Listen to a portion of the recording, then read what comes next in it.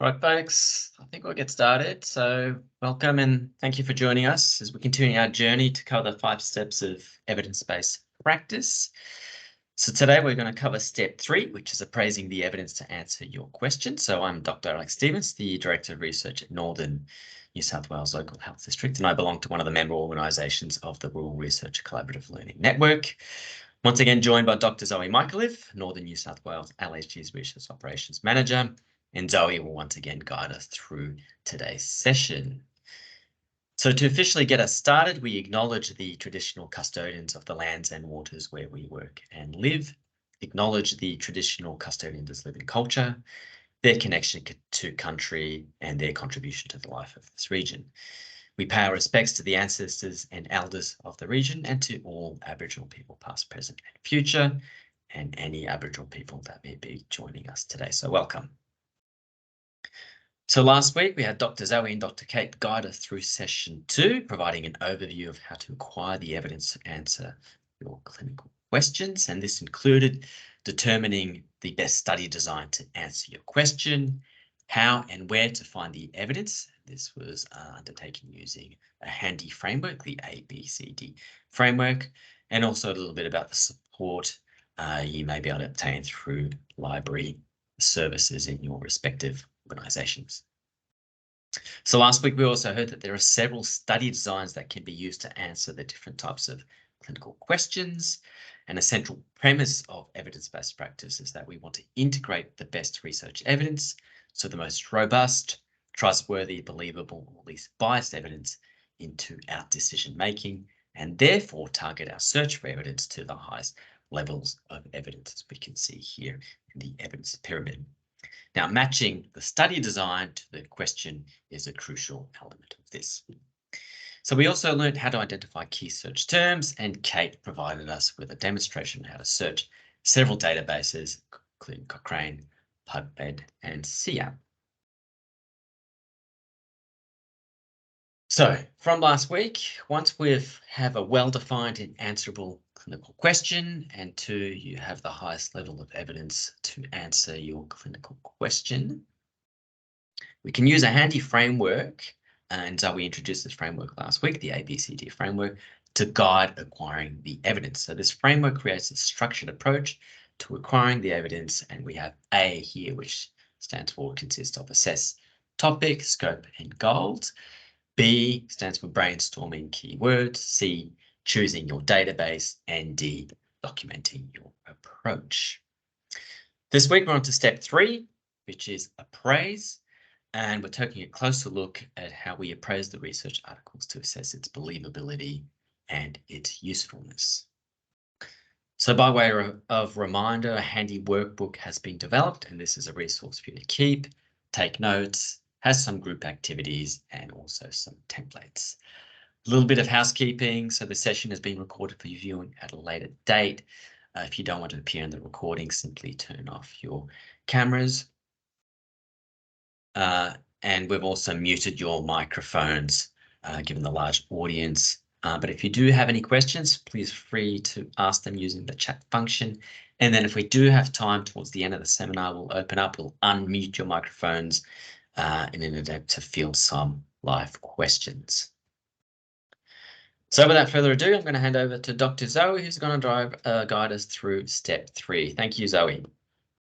Thanks, Alex. To pull up the slides. Excellent. So welcome back, everyone, to week 3. We're well on our evidence-based practice journey now.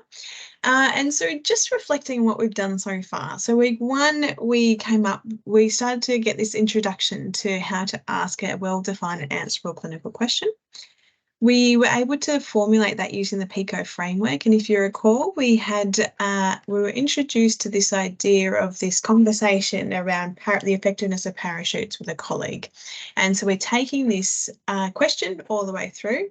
Last week, we had a look at finding evidence to answer our clinical question on parachutes. And if you recall, Kate gave us the demonstration and she conveniently found an article that would address our clinical question on the effectiveness of parachutes. And now that we've found our article, we're up to assessing or determining how trustworthy this evidence is to answer our question.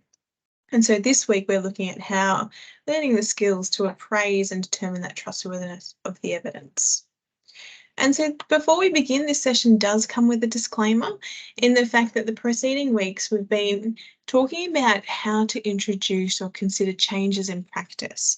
And when we're looking at introducing something new to practice, so new treatment, a new procedure, a new model of care, ideally we want to be ensuring that these decisions are supported by a substantial amount of high quality research evidence.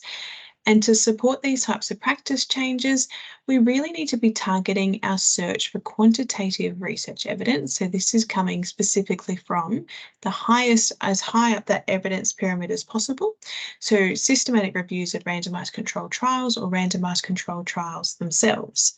And I know a lot of people who are attending these sessions are interested in qualitative research, and these types of studies can provide important insights and understanding required to contextualize quantitative findings. And they're especially important for understanding around the implementation research, why and how treatments work. But just to focus on, we're looking at practice changes, so we're going to be focusing on quantitative research, specifically randomized controlled trials for this week and next week. And just to assure you that in future sessions, we will take a closer look at qualitative research. As with every week, I just want to hone in, why exactly is it important to assess or appraise every single research article you pick up? And the reason for this is that just because a research article is published doesn't mean it's of good quality or fit for your purpose. And so of ultimate importance is the fact that you need to appraise or assess every single article you pick up in terms of its believability or validity of the articles to determine that, first of all, has it been well done? Are the results going to be believable? And secondly, is it going to be fit for your purpose to answer your clinical question for your population and your patient standing in front of you? So it really is a key piece of the evidence-based practice journey. Before we have a look at how we can consider the believability and usefulness of the research articles we find, let's first just recap or refamiliarise ourselves with the anatomy of a research paper. And by this, I mean the typical layout of a typical published article. And the reason that we want to understand it is that it's going to help you navigate the article, and then you can use targeted reading to really jump to the sections that are relevant, that you can then assess if that article is believable. So let's have a look at that. So the first thing, when you pick up a research article, you're likely to be drawn to the title. And so the title provides you with descriptive information about what that article's about. And it also is how journals and databases use to index those articles. So often those keywords will be featured in the article. The second key feature to notice on the front page is the abstract. And so an abstract provides you with a short, clear and concise summary of the paper. And the abstract's usually broken down into the various subheadings that you can see here. So depending on your perspective, and you may see this as a cocktail or a wine glass or perhaps an hourglass, and while I'm not suggesting that critical appraisal of an article is best done on a Friday afternoon with your favourite glass of red, hint, hint, but what this image does provide is a very good descriptor or understanding of how research articles are reported. And so let's take a closer look. The first thing we're going to see at the top of our hourglass is the introduction. And it usually starts off quite broad. And the introduction, the aim of the introduction is to answer the question of why. Why is this study needed? Why have the authors gone to all this effort to undertake this study? And the introduction is usually broken down into 3 or 4 paragraphs. So the first paragraph really usually hones in to describe what's the topic, identifies the topic, and identifies perhaps how prevalent the condition is or how common that condition is, or some of the consequences of that condition. What are the signs, symptoms, or sequelae of that condition? The second paragraph starts to hone in on what's not known, so the evidence practice gap.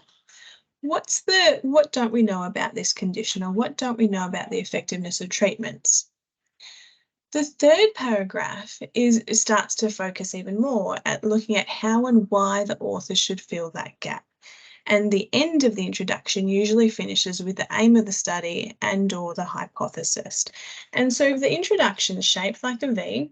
It starts off really broad, starts to hone in and focus on the evidence practice gap, and finishes with a sentence or two around what the gap is, why the authors have undertaken the study, and then finishes with the aim of that study. The next section you'll encounter in a paper is the methods section, and the methods describe how the authors went about answering their clinical question or their research question. And so the methods describe what the authors did and how they did it. And you'll see that there'll be various subheadings in the methods section that again help you to scan, skim read, and target your reading to the relevant sections. The next part of a paper is usually the results, and so this is what the authors found, and they, again, will often be broken down into the various subheadings. If there were multiple aims, you might find that there'll be multiple subheadings where the results are reported under each. Lastly, the last section of the paper is the discussion, and the discussion is like the so what part of the paper. So what? What do these results mean, and how do they put them into the broader context of the literature that's available?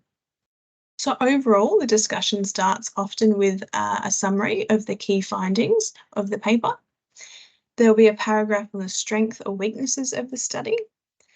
There'll be a paragraph looking at how the results of this study compare with the broader body of literature that's available on the topic. And then towards the end, there'll be a paragraph on the future research directions for this topic. And lastly, the last paragraph of the paper is the conclusions, and there'll usually be a few key take-home messages and future directions that the authors like to finish with. And so now that you're a little bit more familiar around how research articles are structured, let's now consider why we use research to inform our decisions in the first place, and where in this process, in the research, while the researchers are undertaking the research, where it can go wrong. And so these are the key areas that we're going to focus on when we're critically appraising an article that we find. So as healthcare professionals, we often ask questions about our individual patients, but we know that no two patients are the same. And so to make more robust decisions, we rely on information obtained from more than one patient in order to capture that variability in how patients present and perhaps how patients respond to the treatments that we provide. And so this is why we use research evidence. So ideally, to answer our clinical questions, we would use evidence or information that's been obtained from a population of individuals who are similar to our patient.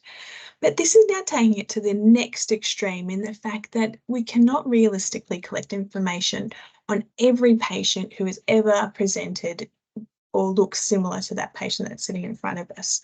So what researchers do to overcome this is they take a sample of patients from the population of interest.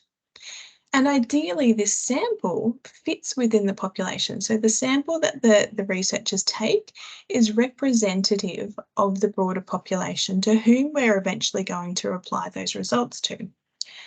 So the researchers take a sample. They then use outcome measures to collect data from the people in the sample. They then summarise and analyse the information or data that they collect. And then the findings from this sample, they use the findings to make inferences or apply those results to the broader population.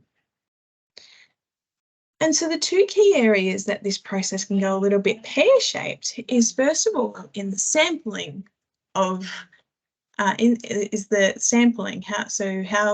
researchers identify the population and then identify and recruit that sample. So as I mentioned, we want to make sure that the way that the researchers have sampled from this population, that this sample is then representative of the broader population. So say the researchers accidentally sampled all the black sheep from this side of the population. That would mean that this sample is actually a sample of black sheep.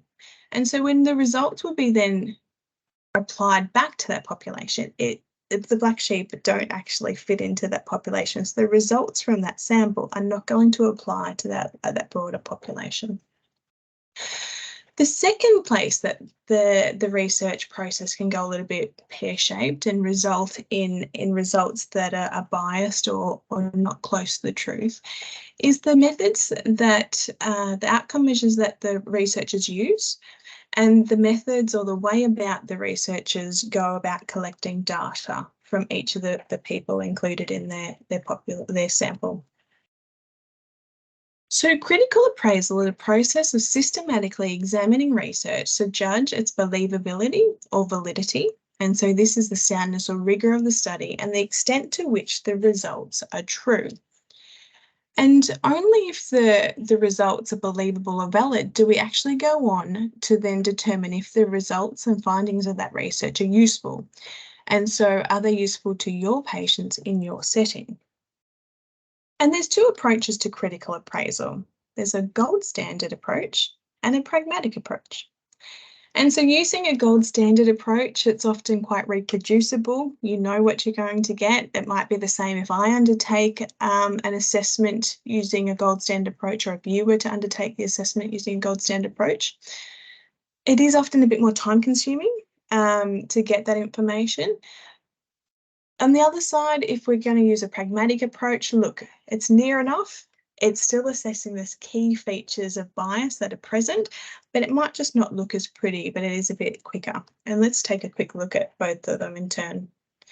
So using a gold standard approach, there's several checklists that are available, and you may be familiar with some of these that are on the screen now.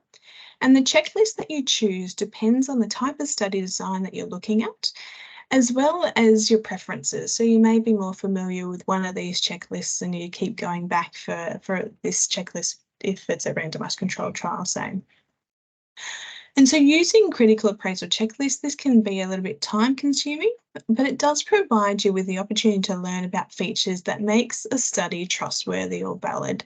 And so listed on page 27 of your workbook, there are some places that you can go to access the various critical appraisal tools for the different study designs. And so reasons that you might choose to use a critical appraisal checklist, so using the gold standard approach, it might be if you're conducting something a bit more rigorous, like a systematic review, or you might just prefer to do something the right way. And like I said, that it does provide you with that learning opportunity. But as busy clinicians, we recognise that you may not always have the time to sit down and critically appraise an article using a gold standard checklist, but again, we do stress that critical appraisal is an important step, and we're encouraging you to use a pragmatic approach if you don't have time to use a gold standard approach, because it's just, we need to make sure that what we're reading and what we're looking to implement is believable. So using a pragmatic approach, a key feature of using this type of approach is the skill of targeted reading. And so the first time you pick up an article, the first pass of that article, you're going to see if the article is worth investing time in. So you're going to target your reading to key sections of the paper to determine, is this article believable and is it worth investing more time? Because life is too short to read bad research. So using a pragmatic approach, I've already said we're going to be using targeted reading. And again, the two key sources of bias that we're looking for is this around the selection bias and measurement and detection bias. And so when we're doing our first pass of an article, these are the two key things that we're looking for. So in terms of selection bias, we're looking at were the way that participants were identified and recruited, is this representative of the larger population? So if it's not representative, so if they've sampled out here and we've got a sample of black sheep, we know that that black sheep is not going, any results are not going to be representative of the broader population. So if the sample is not representative of the broader population, then it's like the results are going to be biased and again, not be applicable. In terms of measurement and detection bias, so this second bias down here, what we're looking for is errors in the way that the authors have collected information, study factors, so exposure or outcome factors. And the other thing that we're going to consider when we're reviewing the article is how the outcome information has been collected from participants. And ideally, we want to see that all participants have had the same outcome measures collected at the same time points and in the same way. So we want to see that everyone's been treated equally throughout the study. So when using a pragmatic approach, we want to assess if the scientific evidence is believable or unbiased. And only if we think, yes, the article's believable, the methods are being good, the results are likely to be close enough to the truth, do we then go on to determine if those findings are actually useful. So in terms of, are they applicable to my patient population in my setting? And do they reach some sort of threshold that I would think of as important as a clinician, or my patient would think of as important for them in terms of the impact on their life? So when thinking about assessing the believability of a study and its findings, we're going to consider 3 factors that can be summarised as align, design, and conduct. And we're going to go into a bit more detail of these in the next few slides. And only then, if we think the results are believable, do we go on to assess the usefulness of the article. So again, are those findings, how useful are they to my patients in my practice, and how important are they? So we're going to spend the next couple of slides looking at how to assess the believability of a study using the align, design, and conduct framework. So a well-conducted study, it means that the results are trustworthy, robust, or they're least biased. And really, those results are close to the truth. So if you're thinking about a target, you would want to be seeing that the study's been designed in a way that is going to be fit for purpose. So the study's been designed in a way that's good, and it's going to give you a result or a finding that's close to the truth. And so to assess the believability, we're using the Align Design Conduct framework, and we're going to target our reading to various parts of the article. Again, we're not reading the article from cover to cover the first time. Our first pass is all around trying to pull out those key pieces of information to determine if this article is believable, and secondly, should I invest time in it? So determining if the study aligns, what we're going to target our reading to is the title and abstract. And so we're going to have a look at the report that the research article found and have a look, does this article ask a well-designed and answerable clinical question? And so what we're drawing is the information that we've learned in week 1 around the relevant elements of the PICO framework. So if that article was one on treatment effectiveness, what we'd want to see would be that all elements of the PICO framework would be represented in the title and the abstract. So we'd see information about the population, the intervention, the comparator, and the outcome. We also need to draw on a little bit of knowledge that we've got from weeks 1 and 2. So we need to have an understanding too, well, what's the best study design to answer the question that the researchers are looking to answer? So again, if the researchers are aiming to answer a question of treatment effectiveness, so is treatment A better than treatment B? We know from last week that the best study design to answer these types of questions comes from a systematic review of randomized controlled trials or a randomized controlled trial itself. And so looking at the article, we can say, all right, what type of question is this? And then we need to draw in our knowledge, okay, what's the best study design to answer this question? And we just need to check that those two align. If we think that the alignment's pretty good, we move on to the design, where we're going to target our reading to the methods section. And we're going to have a look at what's the population and how was that sample identified and recruited. We're also going to have a look at what outcome measures were used and what methods or how was that data collected from participants in that population or that sample. And lastly, we're going to have a look at how the study was conducted, and we're going to target our reading to the first or second paragraph of the results section to have a look at loss to follow-up and how many people were recruited, remained in the study. And so we're going to have a little closer look at each of these in turn. So to assess the believability of study, we're going to start off by looking at the alignment of the study. And so the first question we need to be focusing on, from the title and abstract of that paper that you picked up, can you identify the relevant elements of an answerable research question? And so, as I mentioned, we're targeting our reading to the title and the abstract.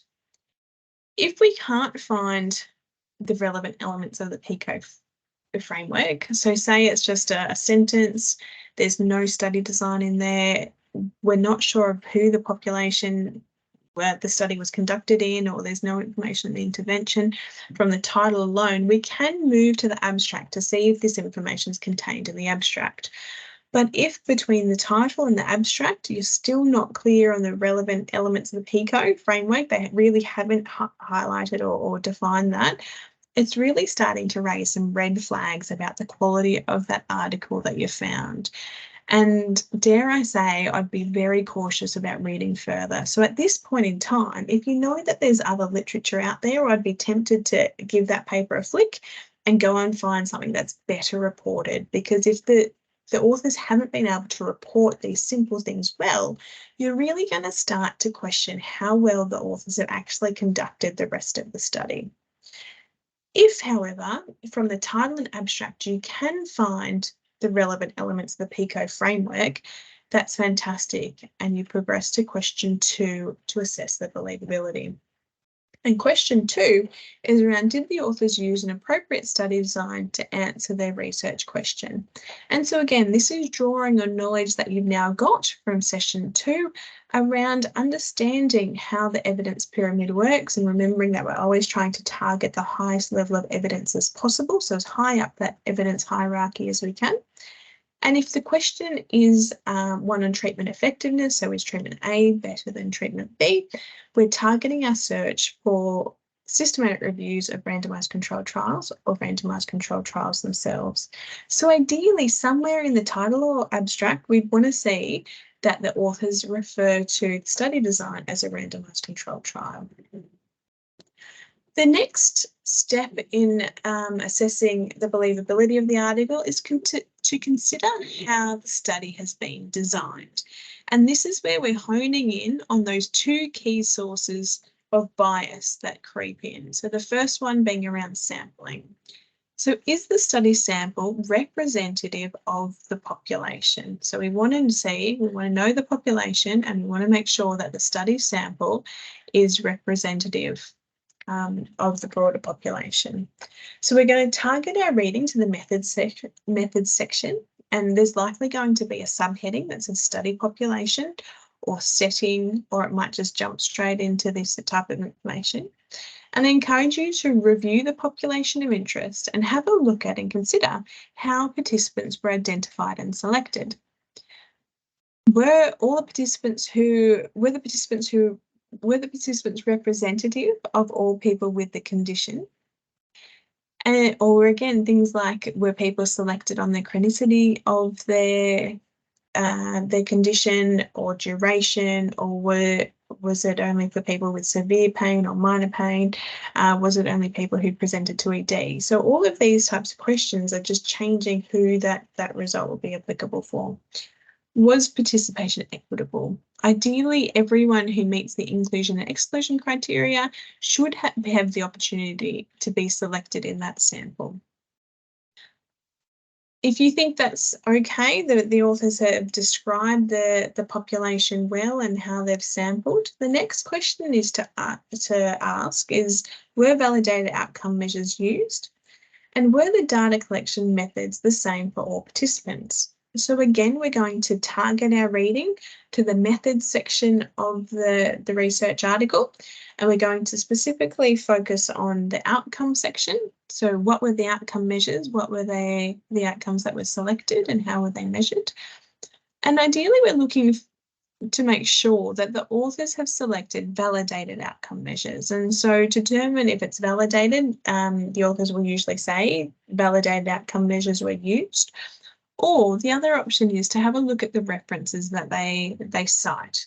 And so the small numbers in superscript, flick to the back of the paper, you can have a quick skim of what articles they're referencing or citing. to see if they're actually citing papers that say the validation or the characteristics of the outcome measure used.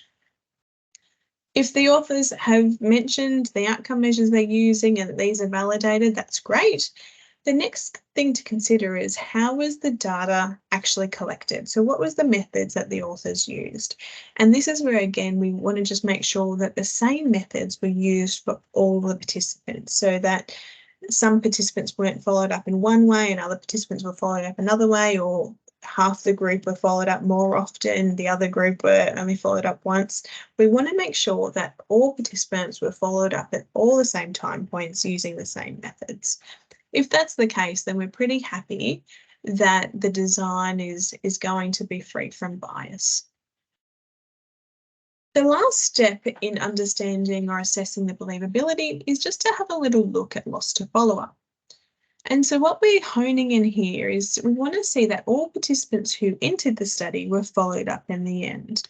And we're going to target our reading to the results section of the research paper. Usually it's reported in paragraph 1 or 2, or there might be actually a figure that a flow chart figure that the authors provide, and this is where you can start to just scan and skim and read through. And so what we're looking for were all or most participants recruited to the study, followed up and accounted for. So we want to see that overall, if 100 people were recruited to the study, how many people were left at the end? And was there any difference between the groups? So usually in treatment effectiveness studies, we're comparing treatment A to see if it's more effective than treatment B. So we want to see the loss to follow-up in each of the treatment groups was roughly the same. And the reason for this, so say we're looking at a drug treatment in treatment A and compared to nothing, say there was a large loss to follow-up in this drug treatment, and we don't know what happened to those people in the end. Potentially, the worst case scenario is that all the people in that group died. And so we don't have follow-up data because everyone's passed on. Where the control group, everyone's still alive.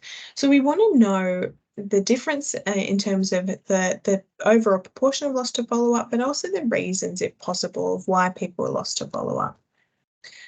The magic number for loss to follow-up is 20%. So if loss to follow-up is less than 20%, so 80% or more of the population of the sample were followed up, that's fantastic. If greater than 20% of participants were lost to follow-up, it's starting to impact on the believability of results. So it's going to start raising those red flags to you to say, hey, look, maybe something's not quite right. And again, if the loss to follow-up is really different between the two treatment groups, again, this is a red flag to suggest, hold on, what's going on in this treatment group that there was a larger loss to follow-up? Did more people have an adverse reaction or event? Or again, was there other reasons that people have been lost to follow-up? So ideally, less than 20% equal loss to follow-up between those two study groups or however many study groups in the trial. Just an example to work through to have a look at this in practice. So this is the type of information that you might find in figure 1 of a randomized controlled trial. It's a flow chart of participants. And to calculate total loss to follow-up, we have a look at the total number of people who were followed up in the trial. So in this case, it's 213 people completed the treatment and questionnaires in this treatment arm, and 100 people completed the treatment and follow-up questionnaires in this treatment arm. We divide that by the total number of people randomized. And what we find is that there was 86% follow-up. And then to work out the loss to follow-up, we just take 100 minus 86. So there was 14% loss to follow-up in this trial overall. But that's only half the story. So let's have a look again. Was the loss to follow-up equal between the two treatment arms? So to calculate that, we do the similar process. We have a look at the total number of followed up in this one treatment arm, divide it by the number of people who were actually allocated to that treatment arm. And then we do the sums. So there's 88% follow-up. Or if we're 100 minus 88, there's a 12% loss to follow-up in this treatment arm alone. And if we were to do the same in the other treatment arm, what we find is that there was a 17% loss to follow-up.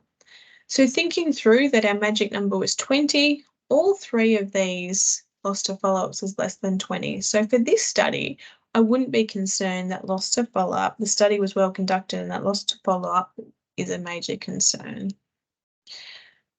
So only after we've done our first pass of the research article and determined if the results are believable, so we've applied the framework aligned design conduct.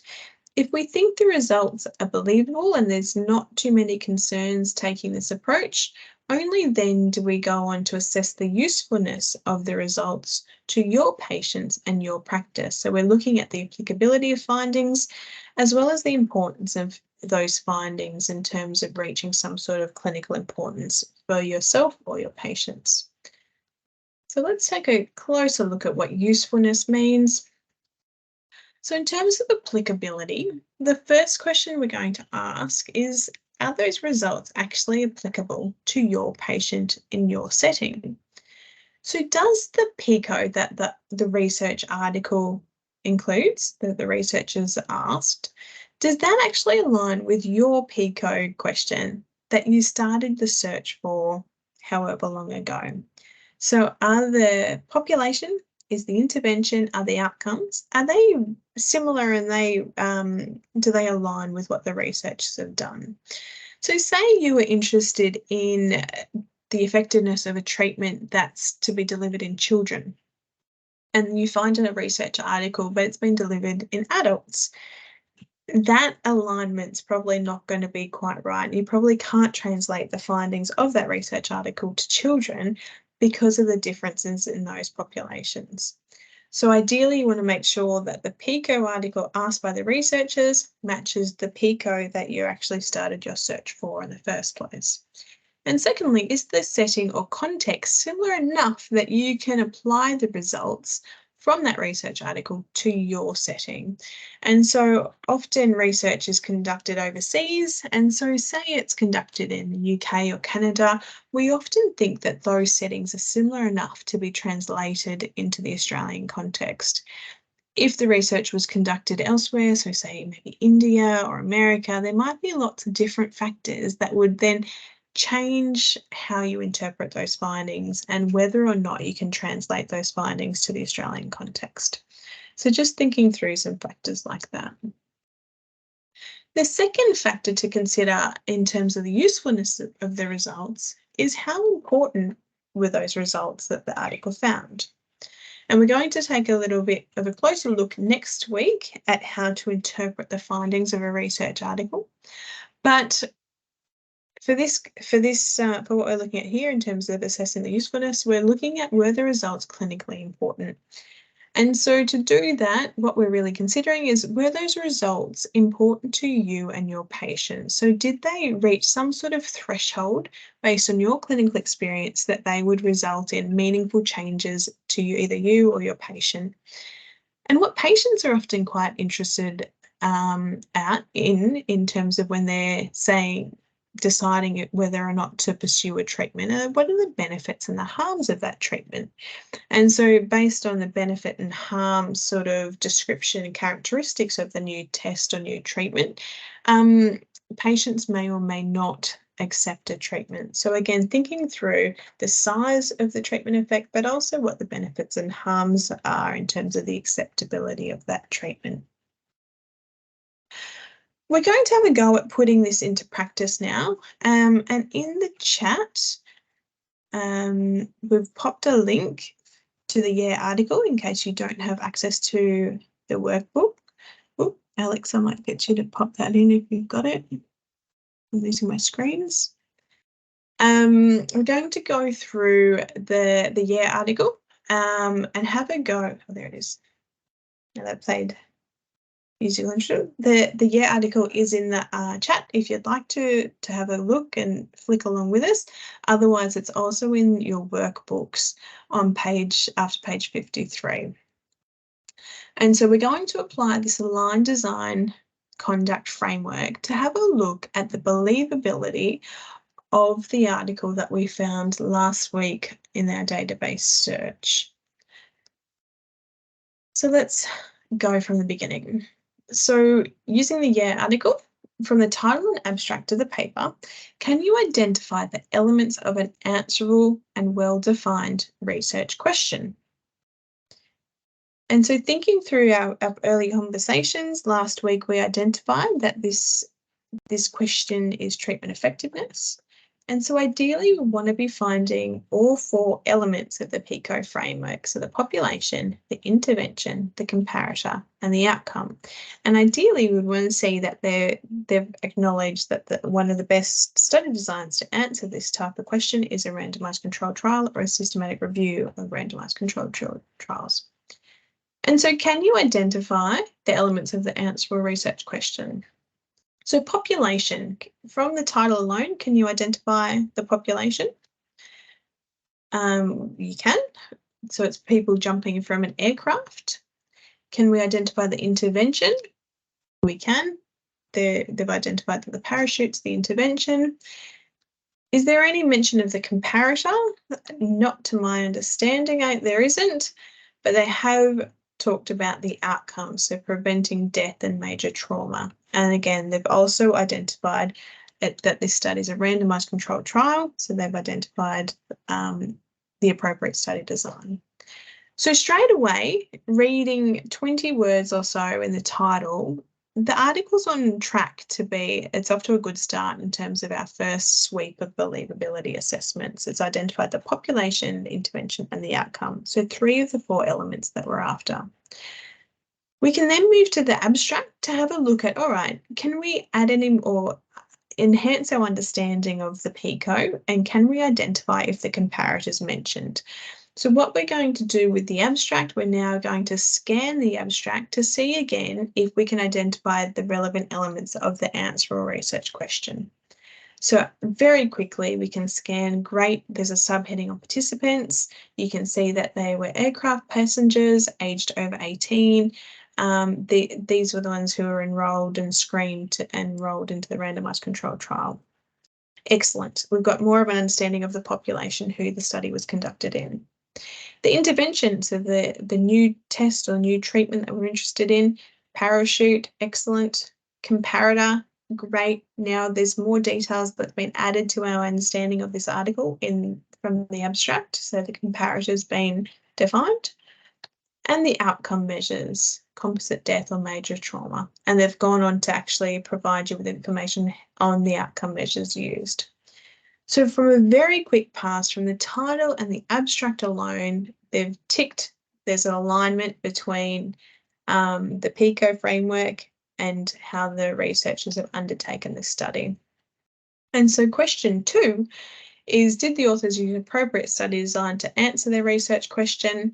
Their research question, as we thought about last week, is the one of treatment effectiveness. If we go to our table and we cast our eye across, we should be targeting our search for evidence as high up that evidence hierarchy as possible. So systematic review evidence of randomized controlled trials or randomized controlled trials. We're looking for one of those 2 types of studies. We know from the title that the authors have undertaken a randomized controlled trial.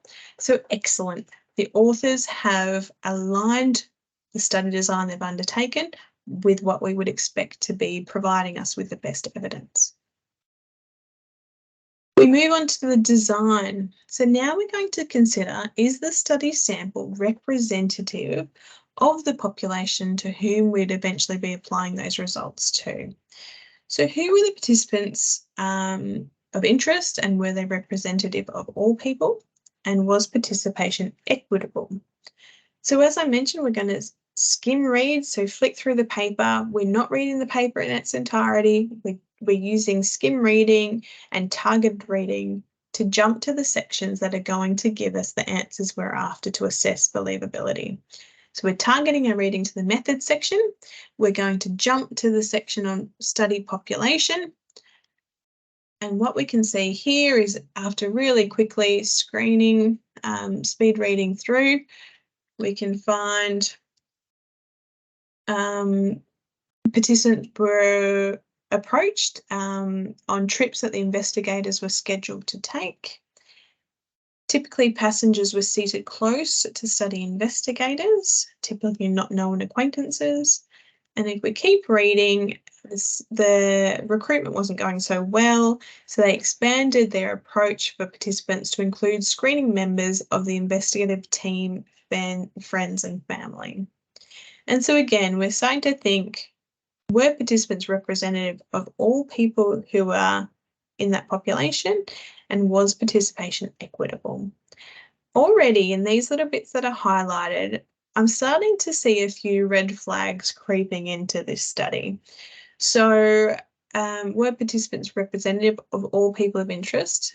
Only people who were on the same flights as the investigators were eligible to be screened. They were only seated close to the investigators. So who's not to say the investigators were travelling first class everywhere? Although I can probably admit that research budget isn't that generous, so they're probably not flying first class. But what about the rest of the people on the plane? So we're starting to see some biases creep in here. And finally, recruitment wasn't going so well. So what we've got here is the investigators have asked their friends, family, other members of their research team to take part in the study. So we're starting to see some red flags creep in. So this one, equitable participation, probably not. Something that not all research articles do, and actually this article does really nicely, is provide you some information on people who were screened and people who are actually participating in the study. And this is ideally something that should happen a little bit more than it does. But just to really illustrate this point around the population and the sample needing to be the same, this table hits home at that. So if you cast your eye down the two columns of participants and screened, you can see, oh, okay, there's not too many difference in terms of the demographics. Not too many differences in ethnic groups. The heights, really, there's no differences. Minimal differences around here. What we're really going to hone in on, though, oh, hold on, there's huge differences here between the screen participants and the participants who were recruited in the study. There's really big differences. So the participants here are really could be considered potentially black sheep. So if we're thinking about the mean velocity at what, so the mean speed that people were traveling in the aircraft, participants in the study were actually stationary. The screen participants were traveling 800 kilometers per hour. Even more potentially heightening the difference here, the mean altitude. So how high above the ground, participants were 0.6 of a metre. The screen participants were nearly 10,000 metres above the ground. So the population that's been sampled, the sample is not very representative of the population in this instance. So that's a red flag. We're going to say no to the methods. We're going to move on to question 4 of the believability assessment. So were validated outcome measures used? We're going to target our reading to the methods section. Like I said, we're going to skim read, find the subheading of interest, and just really skim through that section. So the injury severity score was used, and we're going to look if a validated outcome measure was used. So if anyone's worked in emergency department, the injury severity score is something that you might be quite familiar with. So that's great. They've used a validated outcome tool, and they also use the 30-day quality of life in the short form health survey. And again, if you've done any sort of generic health surveys, you might be quite familiar with this one. So excellent to see that both the outcome measures that the researchers used were valid, and they've got references there to show that. The next part that we'd want to see is that were data collection methods used, were they the same for all participants? And so we jump to the subheading on data collection, and we just skim read, okay, how did the researchers collect information on these? And what we can see here is that actually they used a couple of different methods to collect information on velocity and altitude. And if those weren't available, they'd use a visual estimation. So not ideal, but you'd hope that for every participant in the in the study, they'd use the same process. So they go to 1, 2, and if that's not the case, 3. But ideally, we would have liked to see that everyone had the same way that data was collected. In terms of the outcome measures, that looked pretty good. So the researchers collected outcomes on all participants within 5 minutes of impact with the ground, and again 30 days after impact. So it sounds like everyone was followed up 5 minutes after and 30 days after. So that's excellent. It sounds like everyone was treated the same. Lastly, in our believability assessment, we're going to have a look at the conduct of the study and have a look at, was everyone who entered the study followed up? And so we're targeting our reading to the research section, either paragraph 1 or paragraph 2, or figure 1 in a randomized controlled trial. And remember, the magic number was 20%. So ideally, we want to see that loss to follow-up overall, and then for each of the treatment groups, is going to be less than 20%. So let's have a look for overall in the trial. The total number of people randomized is here. The total number of people followed up. So 20 divided by 23, 87% of people were followed up. So there was a 13% loss to follow-up overall in the trial, which is good. It's less than 20%. Great, I don't have concerns there. Let's have a look at each of the treatment arms. So loss to follow-up in the intervention arm, this is the parachute arm, was 25%. So that's above our threshold. That's ringing a little alarm bell saying, oh, hold on, what's happened again? Why was there quite a large loss to follow-up in this intervention arm? Why could we not collect information on them? Did people have an adverse reaction to that treatment? Did people perhaps pass away because of the intervention? That's a little bit concerning. If we do the same for the control arm, goodness me, there's no loss to follow-up in the control arm. So there's this big discrepancy. The intervention arm is above the threshold, loss to follow-up is 0 in the control arm. These are quite different. So that's a concern that's going to be waving a red flag. So to summarise the believability of this article in terms of the aligned design and conduct framework, the alignment was good. The authors started off well. We could identify the relevant elements of the PICO framework in the introduction, in the title and abstract. The design, we're starting to get some concerns around how the sample was identified and recruited. The authors did a good job at identifying, using validated outcome measures and using the same approaches for all participants. And the conduct, there were some concerns in how the study was conducted, especially in the intervention arm with a large loss to follow-up. So based on the aligned design, assessing the believability of the article, I probably wouldn't go on to read the article in its entirety because I've got these concerns, which are kind of fatal flaws or major concerns. The results are probably not going to be useful to my patients and my population, and there might be a questionable use in terms of clinical importance.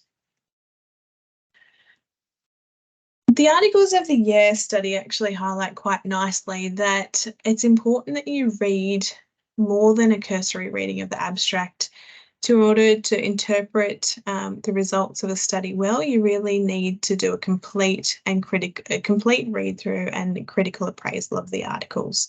And so what we've done today is we've taken an approach using the framework of aligned design and conduct to assess the believability, and only if those results are believable do we then actually look at the usefulness of results. And if you do take a closer look at the Year study, what you'll find is that they got people jumping from a stationary aircraft and looking at the effectiveness of a parachute compared to an empty backpack for people jumping from a stationary plane. So it's all a bit of a BMJ Christmas edition learning opportunity. So that brings us to the end of session 3, and just a brief recap. So just because it's published doesn't mean it's good quality or fit for your purpose. And for these reasons, it's important that you appraise or assess the believability of every research article that you pick up.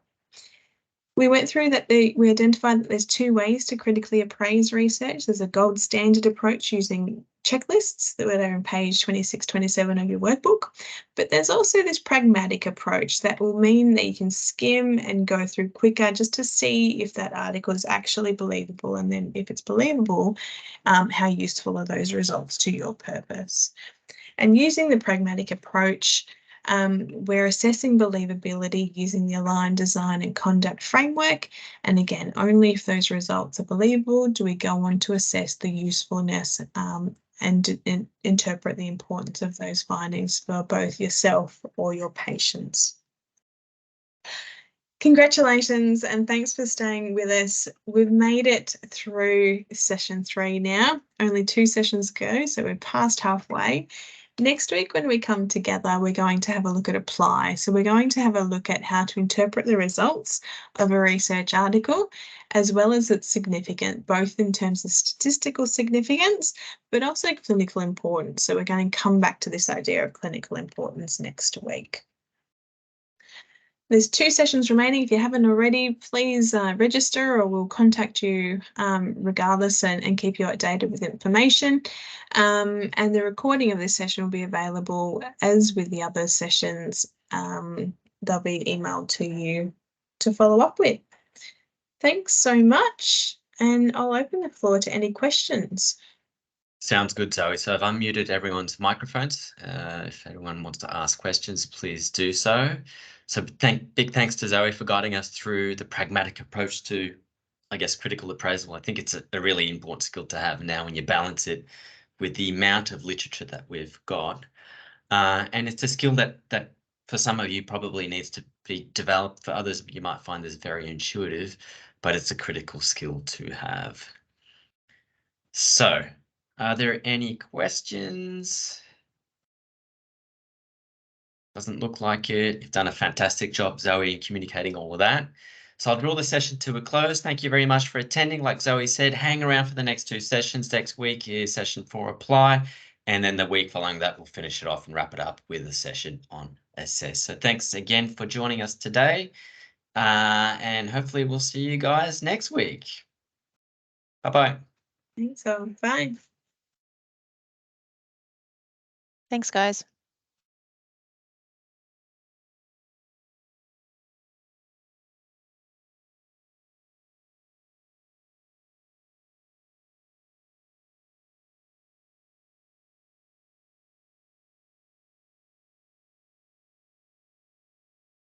Good job, Zoe. Thanks, Alex. I am just going to stop the recording.